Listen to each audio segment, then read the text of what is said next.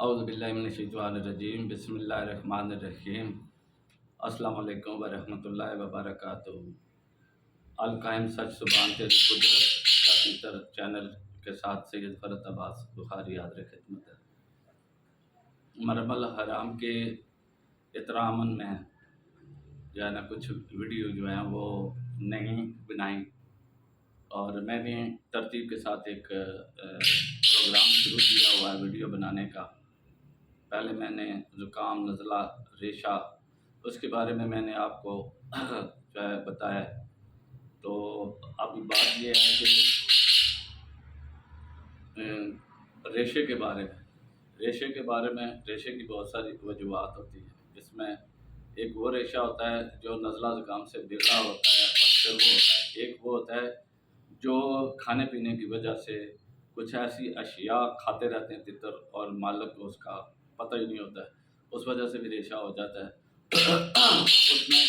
تتر کو ان اشیاء سے نزلہ اور زکام وغیرہ نہیں ہوتا، لیکن ریشہ ہو جاتا ہے۔ تو اب میں تھوڑا تھوڑا کر کے آپ کو بتاؤں کہ اگر تتر کو زکام اور نزلے کے بعد اس کو ریشہ ہو جائے اور اس کی ہو جائے ناک بند، تو تتر جب ناک بند ہو جاتی ہے تو پنجے مارتا ہے، سب کو پتہ ہے یہ اس کی نئی نشانی ہوتی ہے۔ تو اس کے لیے جو ہے نا موسم گرما میں، جب گرمی کا موسم ہوتی ہے، تتر کے بولنے کا سیزن ہوتا ہے، تو اس میں کافی ساری دقت محسوس ہوتی ہے، لیکن اس کے لیے جو کلیے ہیں، جو ہمارے بنے ہوئے ہیں طریقہ کار، اس کے ساتھ ہم ان کا علاج کرتے ہیں، اور تقریباً 70% اس کا علاج ہو جاتا ہے۔ پہلا طریقہ کار یہ ہے کہ جب وہ اس کا ناک بند ہو تو ہم کیا کرتے ہیں کہ مٹی کے اندر، اس میں خشک مٹی نہیں ہوتی، اس میں گیلی مٹی ہوتی ہے، اور اس میں یہ میرے ہاتھ کی جو دو مٹھیاں ہیں، ان میں سے ان دو مٹھیوں کے برابر آپ نے جہاں یہ بکتا ہے، تمباکو وغیرہ بکتا ہے، کھلا تمباکو، وہاں پر وہ چھانتے ہیں اور اس میں سے باریک باریک وہ نکلتا ہے، تو وہ آپ لے آئیں اور وہ مٹی میں آپ ڈالیں گے تو اس سے یہ کھیلے گا اور ناک مارے گا، تو اس کی ناک میں وہ اس کی بدبو چڑھے گی، تو یہ چھینکے مارے گا، زور سے چھینک مارنے سے بھی بعض اوقات تتر کی ناک کھل جاتی ہے۔ ایک طریقہ کار یہ ہے۔ دوسرا یہ ہے کہ ایک نسوار کالے رنگ کی ہوتی ہے، ایک نسوار سبز رنگ کی ہوتی ہے، اور ایک نسوار پیلے رنگ کی ہوتی ہے۔ تو جو نسوار پیلے رنگ کی ہوتی ہے وہ ایک مٹھی یعنی ایک چٹان کے برابر آپ تتر کی مٹی میں ڈالیں گے، تو اس میں ست وغیرہ، اس میں ایسی چیز ہوتی ہے جو فوراً ناک میں چڑھتی ہے اور چھینکیں آتی، تو اس کو سندھ کے اندر تو اس کو ناس بولتے ہیں، لیکن ہم اس کو رتی نسوار بولتے ہیں پٹوار کے اندر۔ اور اسی طرح پنجاب میں اگر یہ ہوگی تو ٹھیک ہے، نہیں ہوتی پھر آپ دوسرا طریقہ استعمال کر رہے ہیں۔ اب تیسرا طریقہ کار جو ہے وہ یہ ہے کہ گرمی کے اندر جب موسم گرما میں ایسے تتر کی کنڈیشن ہو جائے، ریشہ ہو جائے اور ٹھیک نہ ہو، تو آپ ایک تقریباً لیٹر کی بوتل لیں، اس میں آپ نے ڈالنا ہے پھول بنفشے کی 2 چٹکیاں، پنیر ڈوڈے کے 4 دانے، اور یہ جو موٹی الائچی، کالی الائچی جو چاولوں میں ڈلتی ہے، اس کے 3-4 گھر ہوتے ہیں۔ آپ جب توڑیں گے نا تو ایک گھر کے جو دانے ہوتے ہیں وہ آپ نے اس میں ڈالتے ہیں۔ اسی طرح جو ہے آپ نے کالی جیری کی 1 چٹکی اس ڈالنی ہے، اور لکڑ ہوتی ہے انڈین کوڑ، وہ تقریباً آپ نے 2 لکڑیاں ڈال کے اس کو ابال کے ٹھنڈا کر لینا ہے، اور لکڑیاں یہ سارا سامان اس کے اندر پڑا رہے، اس میں تھوڑی سی ملٹھی بھی ڈال دیں، اس سے بھی فائدہ ہوتا ہے۔ تو یہ چیزیں جب آپ ڈالیں گے تو اس کی فوار جو ہے وہ تتر کو دونوں سائڈوں پہ دن میں 3-4 دفعہ 5 دفعہ، اس سے بھی تتر کا جو ہے ریشہ بھی ٹھیک ہوتا ہے، نزلہ بھی ٹھیک ہوتا ہے، علاج بھی ہو جاتا ہے، آواز بھی ٹھیک ہو جاتی ہے، اور اگر کوئی ضربات کا مسئلہ ہو تو وہ بھی ٹھیک ہو جاتا ہے، اور بعض اوقات اسی سے اس کے ناک کی جو رطوبت جمی ہوتی ہے وہ کھلنے کا امکان ہو جاتا ہے۔ تو اس کے علاوہ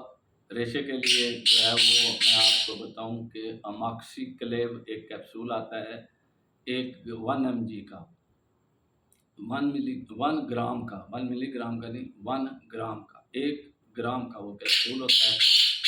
तो जैसे मतलब 1000 mg कहते हैं, वो एक कैप्सूल आपने लेना है। उसमें आपने एक्टिफाइड पी की 2 गोलियाँ डालनी हैं, एर्थ्रोसिन की आपने 2 गोलियाँ डालनी हैं और 2 विटामिन बी कम्प्लेक्स की गोलियाँ डाल के उनको रगड़ के उस अमॉक्सिक्लेव कैप्सूल को आपस में मिक्स करके दिन में 3 दफ़ा आपने गंदम के दाने जितना किसी चीज़ में पक्की कच्ची पक्की रोटी में मिलाकर आप देंगे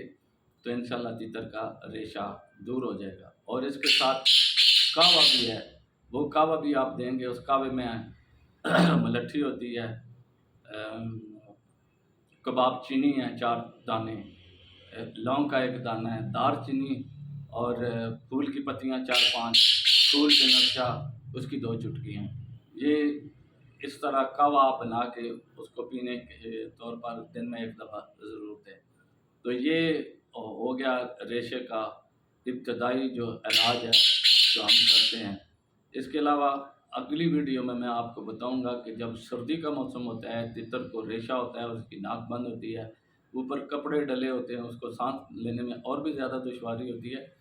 तो उसमें एक चीज़ जो होती है वो उसको पकड़ के नाक खोलना पड़ता है, वो मैं आपको तरीक़ाकार अगली वीडियो में बताऊंगा। और नेक्स्ट वीडियो में मैं आपको बताऊंगा कि मस्ती का नुस्खा एक, जो मेरे ख्याल में एक नुस्खा जो समझ गया, मेरा एक नुस्खा मस्ती का, काले तितर की मस्ती का, हलवाई का, बेहतर कारकर्दगी का, उसको थकावट नहीं होगी, वो चुस्त रहेगा। और बोलने में अगर वो सुबह के वक्त स्पीड में अक्सर तितर बोलते हैं और पिछले टाइम वो ढीले पड़ जाते हैं और उनकी एवरेज बहुत कम हो जाती है और शौकीन को उसका मज़ा नहीं आता, तो ऐसे शौकीन जिनके तीतर पिछले टाइम बुलाई कम करते हैं उनकी स्पीड बढ़ जाएगी। और जो स्पीड, ये कतई तौर पर बिल्कुल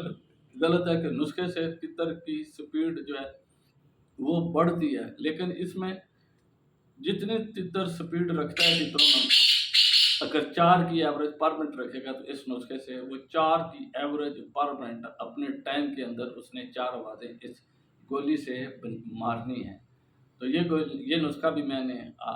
अभी सर्दी में नाक खोलने का जो मैं आपको तरीक़ाकार बताऊंगा, उसके साथ अगली वीडियो में मैं आपको बताऊंगा कि ये मस्ती का नुस्खा क्या है। अगर ये समझ गया, जिसने समझ लिया, जिसको बनाने का पता चल गया, जिसको तीतर को देने का पता चल गया, मेरे ख्याल में उस्तादी के लिए ये नुस्खा हमेशा के लिए कारामद है और काफ़ी है। उम्मीद है कि आप वीडियो देखें, तवातर से देखेंगे तो इंशाल्लाह कल नई वीडियो मैं अपलोड कर दूंगा। तो मेरी तरफ से तमाम दोस्तों को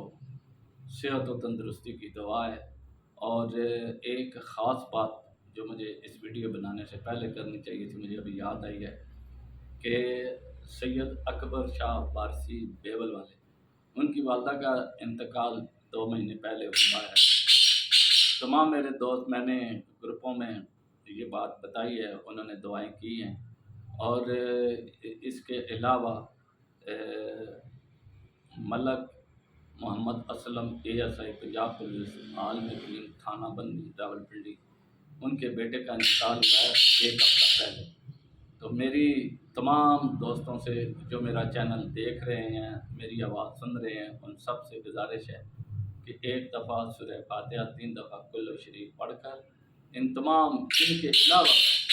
जितने भी रूए ज़मीन पर मुसलमान मोमिनीन व मोमिनात इस दुनिया से चले गए हैं, सब की मग़फ़िरत है। और बिलख़ुसूस उनके लिए जिनका कोई पीछे दुआ करने वाला नहीं है, तो सब के लिए ये मेरी गुजारिश है कि सब मिलकर दुआ करें। इंशाअल्लाह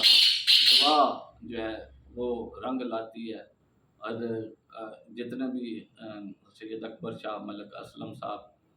ये दुखी हैं, पसमानदगान हैं,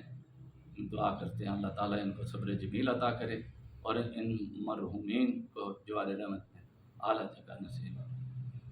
पाकिस्तान पाइंदाबाद, शौक़ जिंदाबाद।